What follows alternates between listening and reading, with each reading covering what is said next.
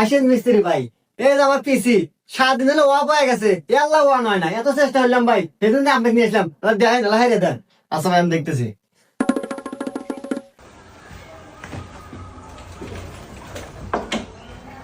আচ্ছা ভাই, আপনি একটা কাজ করেন, এক গ্লাস পানি নিয়ে আসেন, আমি হাঁটতেছি।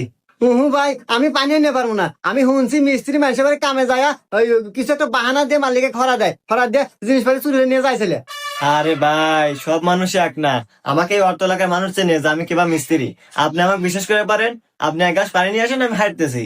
আচ্ছা ভাই আনতেছি।